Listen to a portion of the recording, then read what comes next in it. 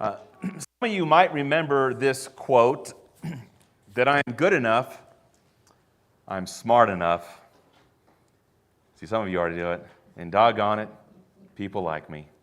Some of you are too young to know that. Some of you are too old to know that. But it is a skit from Saturday Night Live years ago, Stuart Smalley.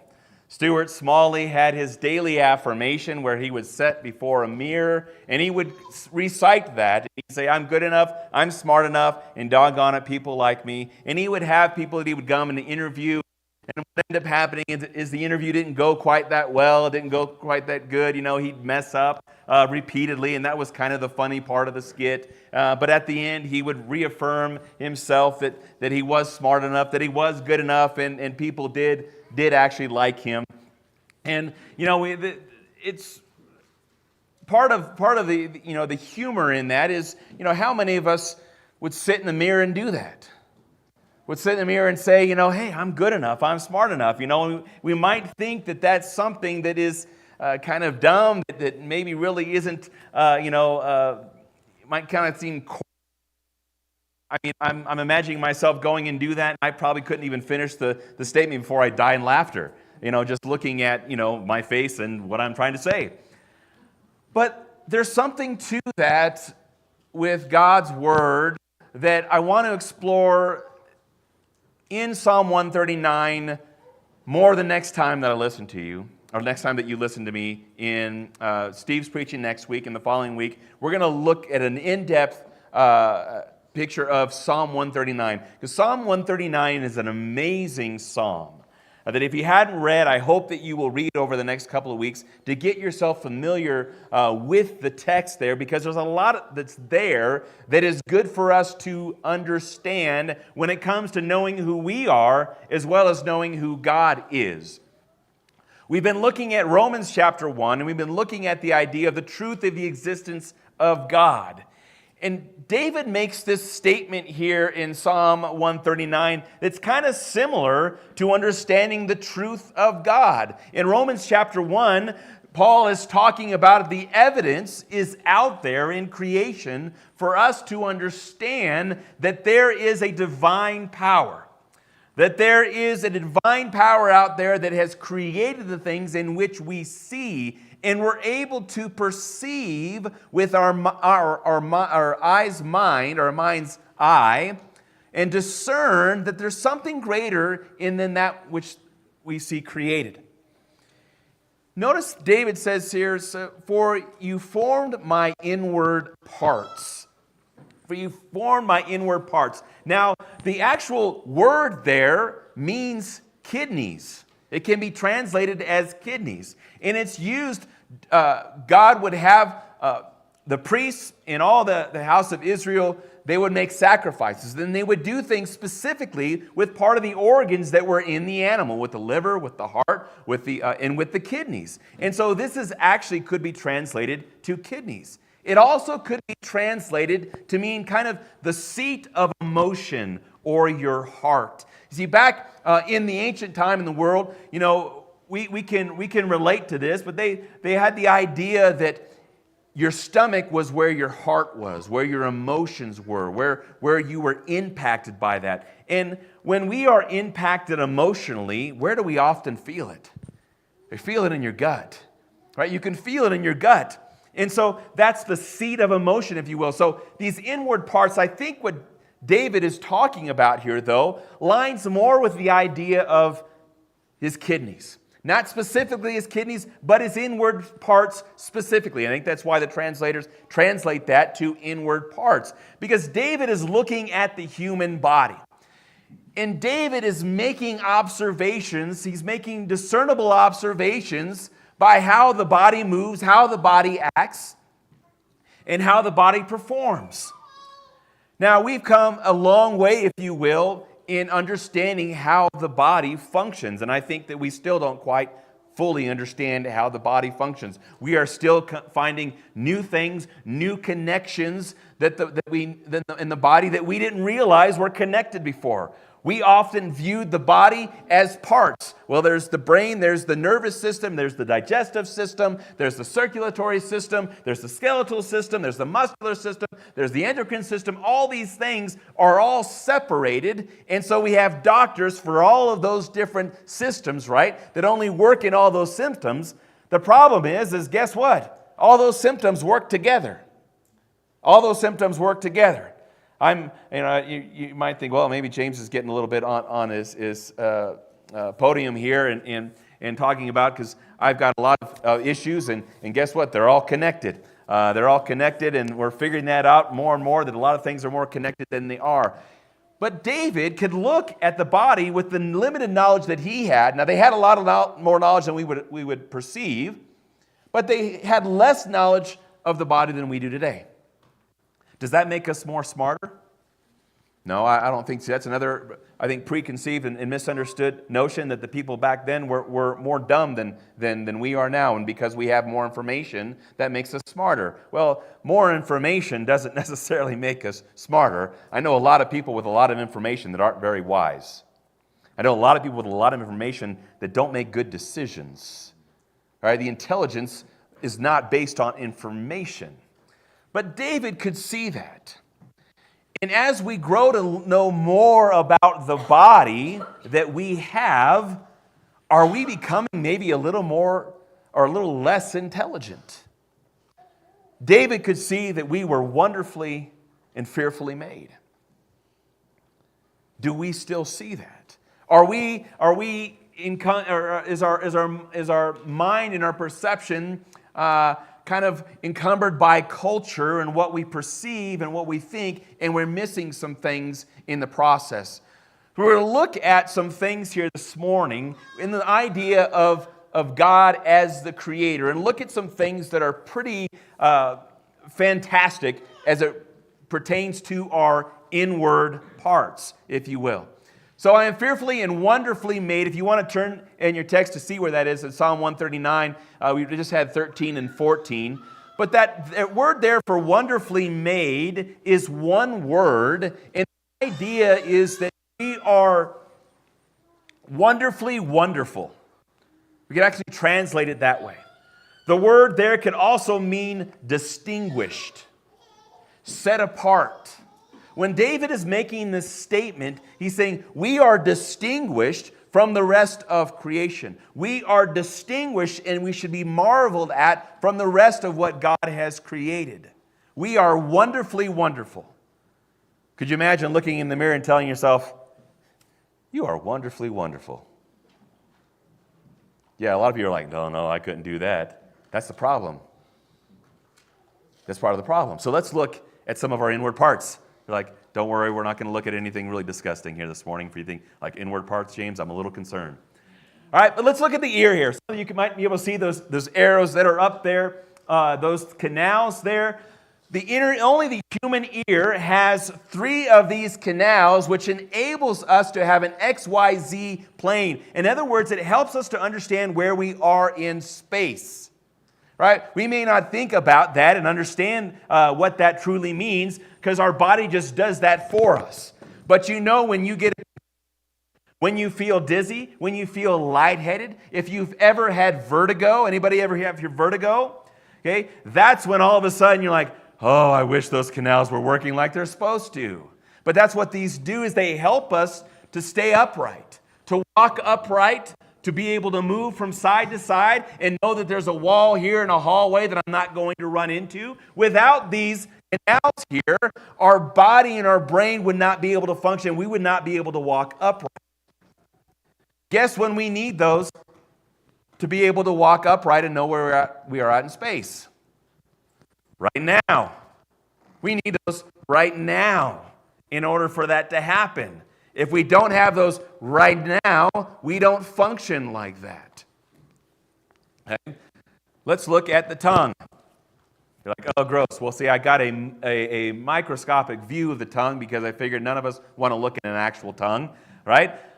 But our tongue warns us when food is too hot. We're familiar with that. It manipulates food into a small ball, secretes a peptide as an antibiotic. That's crazy. That in our tongue there, it will secrete a hormone that actually helps to fend off things that are coming into our body that we don't want going into our body. And so God created us with a natural defense mechanism. A natural defense mechanism. And how many of us have had COVID in the last few years? And all of a sudden, man, I don't know that I have 9,000 taste buds anymore. It feels like maybe there's only two, one for sweet and one for savory. That's what I have right now. But actually we have 9,000 taste buds, which helps us to distinguish that which is sweet, that which is salty, that which is savory, that which is just kind of bland. But have you ever thought about the foods that God created this within the tongue for us to enjoy these things differently?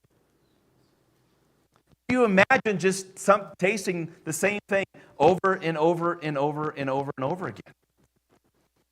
It's God's creativity that enables us to enjoy a lot of different food and enjoy the nuances of different food. That is something that is praiseworthy. God created that.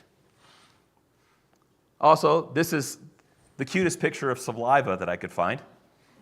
Another one of those things where we really don't want to look at saliva, but whenever you look at a baby with blowing bubbles, like that's the cutest thing, right? So that's the best picture, I think, for saliva. But with saliva, okay, more than a quart a day from 3 different glands. We produce more than a quart a day of saliva from 3 different glands. What does this do? Well, this helps moisten and lubricates the food to go down.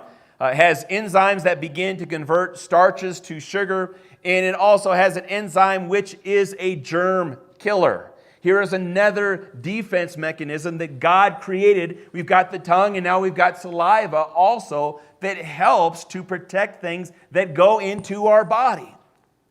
Now, we do get sick. We do have germs that come into, but imagine how many germs and things get taken out immediately when they get put into the mouth. Now imagine our babies again. How many times they have put things into their mouth. No. Right? And they're fine. Don't put that dirt in your mouth. Dirt's really good for you. But that's a whole nother lesson on a different area. But we get concerned about those things, right? And naturally understand, first parents, we think and we're concerned about these things. Now, that's not to say that we want our kids to go around and put everything in their mouth, right? But that's how they discover things.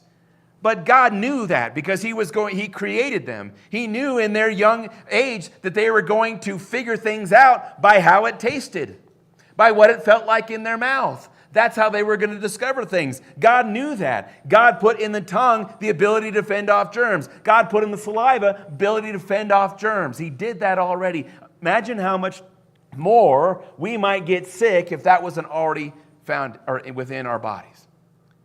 And guess when that needs to be? That needs to be right now. That needs to be something that functions right now. The stomach holds 1.5 quarts, base, some a little bit more, some a little bit smaller. But base food with gastric juices from 3 types of glands. I think that's about as gross as we're going to get here this morning, just so you know. But it digests food at 98.6 degrees, which would otherwise need to be required to be digested or to be pulled apart at 212 degrees. Okay, now what's interesting is in the inside is the stomach is flesh, but it doesn't digest itself. That's interesting. Okay? It has hydrochloric acid in your stomach, which could dissolve nails, but it doesn't harm itself. It doesn't take out the stomach. Why is that? Well, it's lined with a mucus. This mucus, I lied, mucus is a little more disgusting than lining. The mucus is alkaline, which neutralizes acid. The lining in our stomach with the hydrochloric acid that's in our stomach work together to digest the food. If we don't have that mucus lining, that alkaline lining, it would eat our stomach. So if it took us millions of years to evolve, how many millions of years do you think our bodies would need to get it right before that hydrochloric acid would we finally got that mucus right where it would work within our stomach? Rather than if that doesn't work instantly, we're going to die. And our stomach's going to be eaten from the inside out. It has to be something that is happening right now. The cells shed 500,000 every minute. It replaces them so that we get a new stomach lining every 3 days. Every 3 days we have a new stomach lining that takes care and prepares for the food that we're going to eat. The cell wall facing the acid, that is on the inside, is impermeable. Okay? Doesn't allow the gases to pass. But the outer side is normal and it passes needed nutrients, which is inside. This does not happen with any other cells in our body. But was constructed in such a way because our stomach needed that in order for us to live with the acids that's in our stomach that digests our food, which then helps us to have the energy that we need to function in this life. The liver. The liver performs 500 different functions. I think we could just stop there with this organ. 500 different functions. It's where a lot of the medication that we take, when we take orally, goes through, and our liver decides that's not good for us, that's good for us. It gets rid of things that are poisonous. It takes things which are good for us and then either excretes it to get rid of the poison, or it sends it to the rest of the body, out to the body through different places in order to get to where our body needs it. It filters, you see, 23 milk trucks of blood yearly, 4,000 to 5,000 gallons. That's how much our liver. Now imagine if just one of those functions our liver messed up on. 500. Did anybody know here, besides, I know we have some nurses in here that are probably could add a lot more things than what I'm adding here this morning. But anybody know that your liver does perform 500 functions in here? Did you tell your liver to perform this morning? When you had that coffee, did you tell your liver to take care of that for me? The food, all the things, the pills that we all took this morning, did you tell your liver to do all those things? Yet a lot of people will believe that it just happened by accident. The liver is an amazing thing that does much more than we realize, and we could spend hours on the liver alone. As you see that last point there, stores vitamins, detoxifies poisons, stabilizes the body's blood sugar level, and manufactures enzymes that get spread throughout the entirety of the body. And in order for us to function, we need that to work now. Not slowly develop to where it didn't quite work, doesn't quite work. Oh, now we have the perfect system.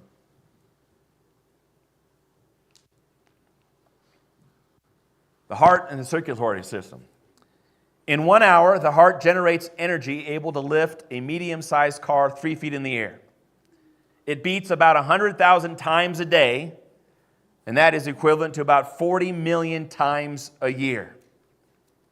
It pumps blood from all parts of the body through the lungs, where it is reoxygenated and then pumps it back to the lungs, or pumps it back to the heart. The blood rushes to the stomach when we eat, to the legs and the muscles when we exercise, and to the brain where we read. Ever notice that your stomach sometimes might get warm after you eat? You know that kind of warm, fuzzy feeling, where you get that kind of coma and you're like, oh, it's getting kind of warm? That's your blood doing its work. It's going to help digest your food. When you exercise or when you work out or when you do anything kind of strenuous, like lift a piano, Scott, your blood goes right to those muscles and right to that area to help you to do that. Your brain is concentrating. And so the focus is when you're on your computer, when you're reading a book, when you're studying, your blood knows to go to the brain to help you to understand and to do the functions that your brain and your mind need to do. And it does that all on its own. You don't think about that. Okay, blood, I need you to come up to my brain to help me read, to help me study. This happens automatically. Also with the heart, the body keeps the blood at a relatively constant temperature by a thermostat in the brain as blood flows through it.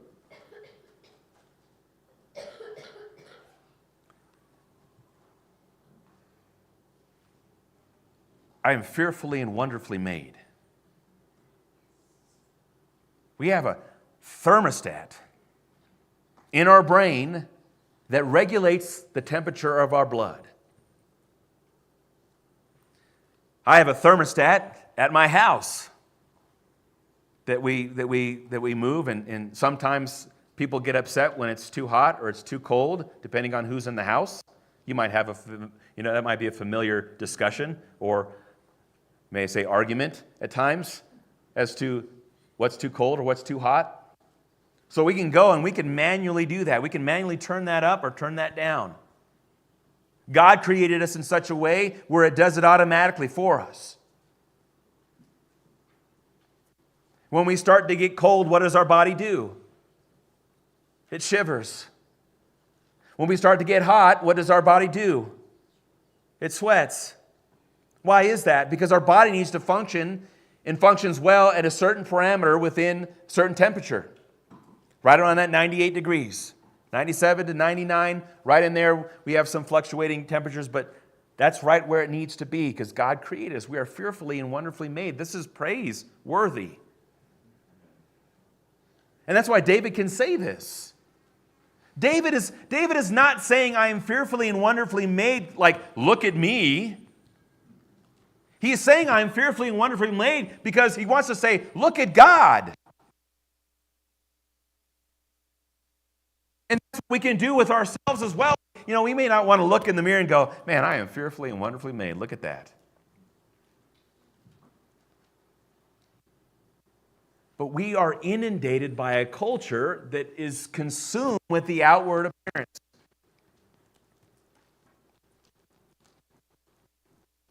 And we miss creation.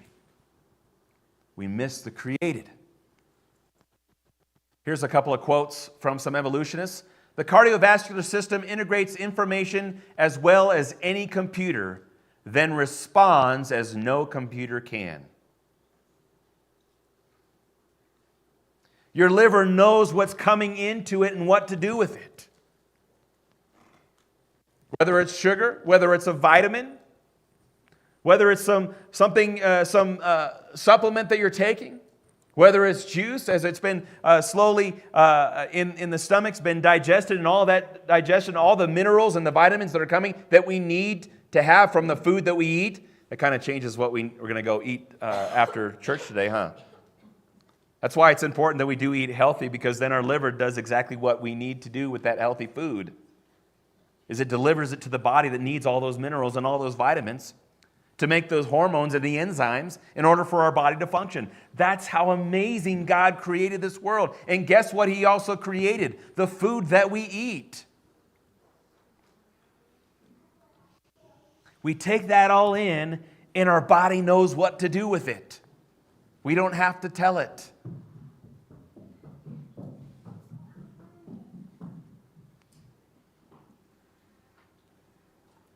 Did the computer just happen? Why do we believe the body just happened? Another quote, talking about the heart. For a pump that is keeping two separate circulatory systems going in perfect synchronization, it is hard to imagine a better job of engineering. So you have the blood that's coming into the pump and the blood that's going out of the pump. Blood that's going in out of the pump that's going through the lungs to get oxygenated, then it's going throughout the whole entire body, then it comes back into the heart, and then it gets pumped to the lungs again. Two different circulatory systems. And so this evolution says, can't imagine a better engineering job. And engineers design things, don't they? Our God is the greatest engineer. A lot of the things that we create in this world as humans are patterned after the human body. They're patterned after the human body. When we look at look back at Psalm 139 if you're not already there. I want to point some things.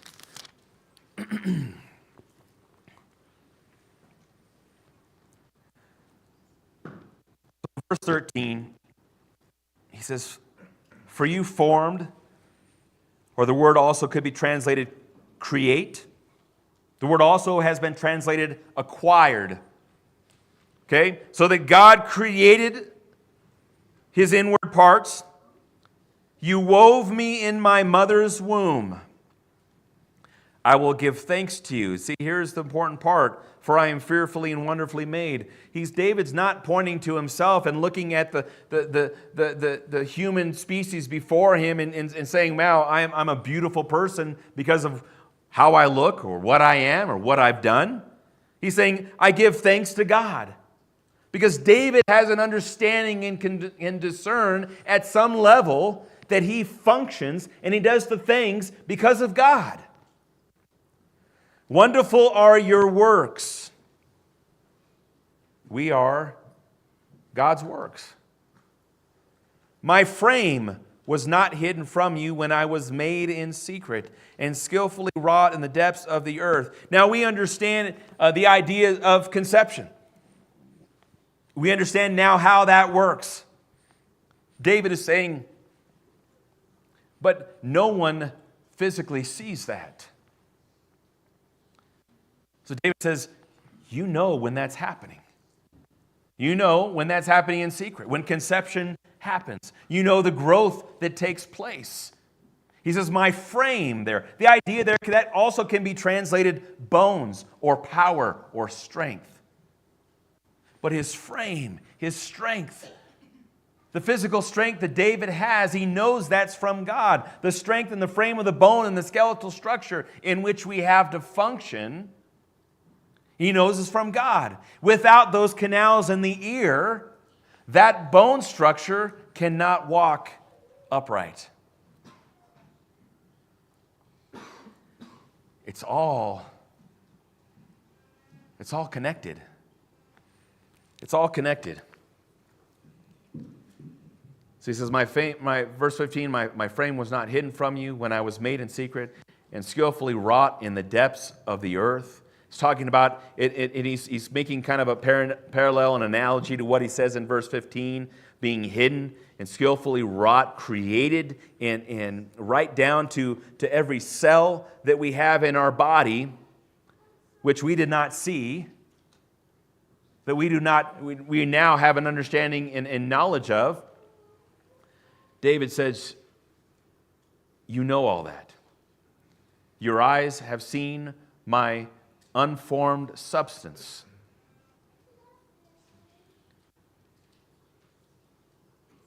God sees that which he's created, and he sees that which is being created.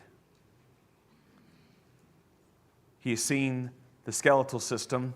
He has seen the fetus. He has seen conception when the framework is not quite there yet. But notice how he says, your eyes have seen my unformed substance. We're going to spend some more time on that in a few weeks. And in your book were all written the days that were ordained for me, when as yet there was not one of them. In other words, God knows when we're going to be born, and he knows when we're going to die. We are fearfully and wonderfully made. Do you believe that?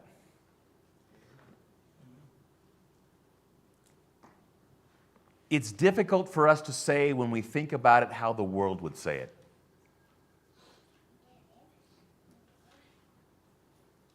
Isn't it? It's difficult. We don't want to be prideful. We don't want to come off arrogant. I was at a basketball tournament yesterday, and we were sitting watching a game, and I heard some basketball players behind us as we were watching, and there was some colorful language going on at time, and then all of a sudden there was discussion of marriage, and the guy said, "You're going to wait till marriage?" And the guy said, "Of course." He said, "I'm a man of God." I thought, that's awesome. What an amazing thing to say. He didn't mean it arrogantly. But who does it point to? I'm a man of God. David says, "Thanks be to God, for I am fearfully and wonderfully made." The point is to connect it to God. I know we all have our issues physically, and some of those are a little more problematic than we'd like them to be. But God is still responsible for creating us. And what an amazing thing that we have. And you know what God also gave us the ability to do? Adapt. He gave our bodies the ability to adapt. Because it's all connected. And so our body helps out when parts of our bodies aren't working. I think I've shared this story with you before. I'll share this story and then we'll end in conclusion. When Lene was pregnant with Mian, you go in and you get all the pictures taken and stuff, and they go and they get the ultrasound, and you hear the heartbeat, and what an amazing thing to hear the heartbeat of your own unborn child is an amazing thing that I praise God that He allowed us to be able to do that, and to hear that and to see that. And then, one of the things that the nurses noticed is, from the mom to the baby, there are three cords, three tubes, if you will, that connect from mom to baby. And two of those are going toward the baby, and that is what's happening is nutrients from mom is going to the child. And there's two of these tubes that are going to the baby.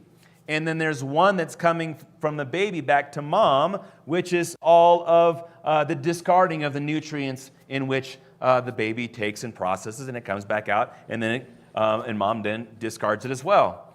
So we're looking at Mian, and she's saying, "Okay, you know what? There's something that I noticed here." And you don't ever want to hear that, right? You're sitting like, what? There's only two tubes here with Mian.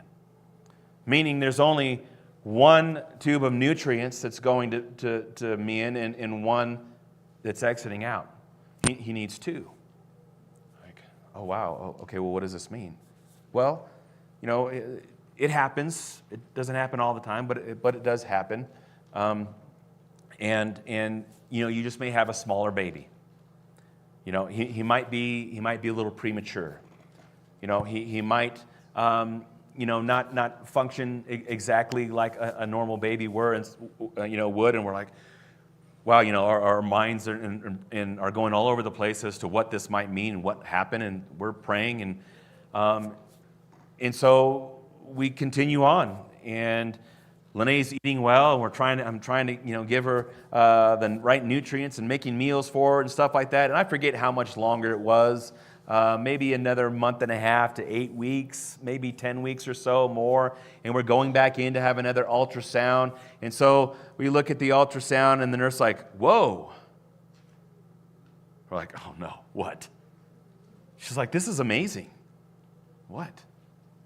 Well, the tube that's going from mom to baby, the one tube, because you only have one instead of two, it grew. It actually got bigger. It expanded. Like, well, what does that mean? I said, well, it means getting the nutrients that he needs. That cord that goes from mom when we only had two adapted and grew bigger. And Meehan was getting the nutrients that he needed. Meehan ended up being 7 pounds, 11 ounces, normal, average size baby. Now maybe he's a little bit big for his age. Thinks he's bigger than he is. But that's God creating things for us to adapt. We are fearfully and wonderfully made. I hope that you realize that when you look at yourselves, you look and you see yourself, that you are a creation of God. And that should change your perspective. It should change your outlook on life. It should change how you perceive yourself, how you see yourself. That you are a creation of God, and you are the distinguished creation of God. We are the pinnacle of God's creation. And don't let anybody else tell you differently. We serve an amazing God. We're going to spend some more time, and I'm going to go and we're going to look at, I think, 1 through 6, and then we're going to look at 7 through about 12, and we're going to take these in chunks over Psalm 139 to help us understand a little bit more about who our God is in Psalm 139. So be reading that over the next few weeks, because we're going to be dissecting this a little bit more. But please understand, David knew that he was fearfully and wonderfully made. Why don't we?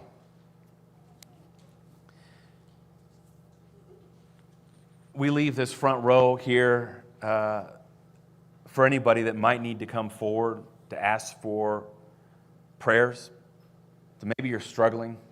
Maybe you're struggling with something that you're at work, struggling with something at home, struggling with temptation, sin that might be in your life that you need the prayers of the congregation. Maybe sometimes, the idea of self-esteem is not really found in the Bible. But it's something that we struggle with, isn't it? Because it should be God esteem. God esteem. God gives us the perspective that we should have with ourselves. And if you're struggling with that this morning, and maybe you're not feeling so wonderfully and fearfully made, let's remind ourselves that God is the one that created us, and we've put our focus back on Him and not so much on ourselves. If you're struggling with that, you can come forward as together we stand and sing.